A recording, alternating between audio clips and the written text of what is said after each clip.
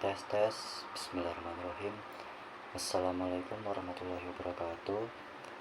Perkenalkan, nama saya Aryandika Wicaksana Putra dari kelas 10-9, dan ini merupakan video presentasi resensi bahasa Sunda dari buku yang judulnya Kisah Kepahlawanan Kemala Bahrain dari Negeri Melayu.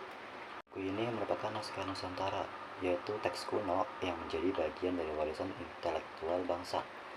Selain berbentuk naskah kuno, naskah Nusantara sudah banyak disadur ke dalam bentuk novel.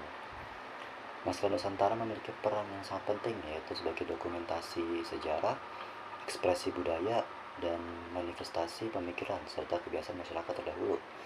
Membaca naskah Nusantara, kita dapat mengetahui bagaimana kehidupan masyarakat Indonesia bahkan jauh sebelum Indonesia lahir.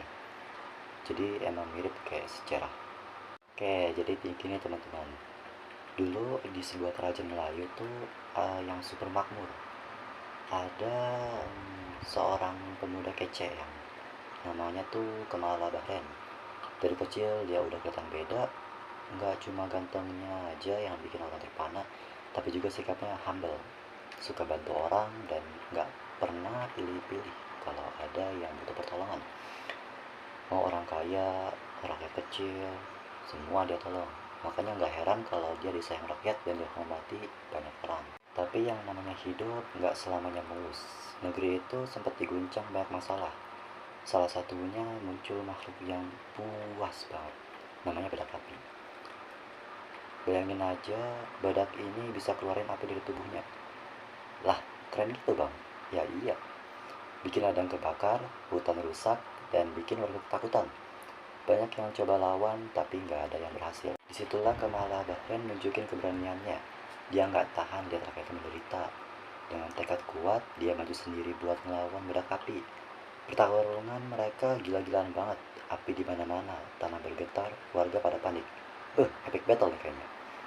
Tapi dengan kepintaran dan keberanian luar biasa, akhirnya Kemala Bahrain bisa ngalahin si badak api. Rakyat pun lega banget, negeri jadi aman lagi.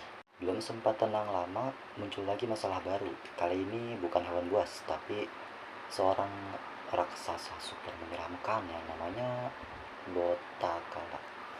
Nah, si Botakala ini emang jahat parah. Dia suka nyulik orang, bikin kekacauan, dan bikin seluruh negeri jadi hidup dalam ketakutan. Dah konflik pula ya, emang gitu ceritanya. Nah, lanjutan. Coba tebak, siapa yang berani lawan? Iya, siapa lagi? Kemala Bahrain lah. Dia nggak peduli nyawa terancam, yang penting rakyatnya selamat. Pertarungan sama Botakala ini lebih epic. Bayangin aja lawan raksasa segede itu, pasti nggak gampang. Udah kayak MCG. Tapi karena keberaniannya ditambah strategi yang cerdas, akhirnya Botakala berhasil ditumbangkan. Negeri pun kembali damai dan semua orang makin kagum sama Kemala Bahrain. Yang bikin si Bahrain ini makin spesial tuh bukan cuma karena kuat, tapi karena sikapnya yang rendah hati juga. Padahal dia keturunan bangsawan Jin loh. Soalnya biasa kalau misalnya yang Jin kayak gitu tuh sombong dia. Tapi dia nggak pernah sombong atau ngerasa lebih tinggi dari orang lain. Dia tetap sederhana, adil, dan selalu mikirin kepentingan rakyat. Karena jasa-jasanya yang begitu besar, banyak orang akhirnya minta dia jadi pemimpin. Dan akhirnya Kemala Bahrain naik jadi raja, menikah dengan seorang putri cantik dan hidup bahagia.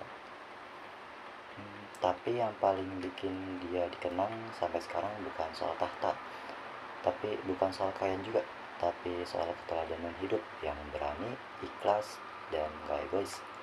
Juga selalu nolong orang lain tanpa pamrih. Sikap kepemimpinan banget sih. Nah, itu dia presentasi dari buku ini.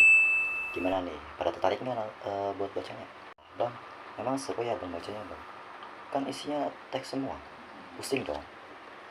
Nah, jujur, saya juga begitu. Pusing kalau misalnya ngeliat tulisan doang tuh lama-lama. Nah, tapi buat buku ini tuh gak tau kenapa saya tuh enjoy aja gitu, asik buat bacanya. Cuma ingat istirahat juga, soalnya kalau misalnya nggak istirahat nanti pegel jadinya. Ya gitu deh, istirahat. kalau misalnya kalian baca buku ini misalnya berselingan dengan istirahatnya. Jadi bisa baca terus lanjut tanpa kelelahan yang begitu berarti. Saya pada tertarik nggak sih bacanya? Ini kok saya kayak spoiler dari awal sampai akhir ya.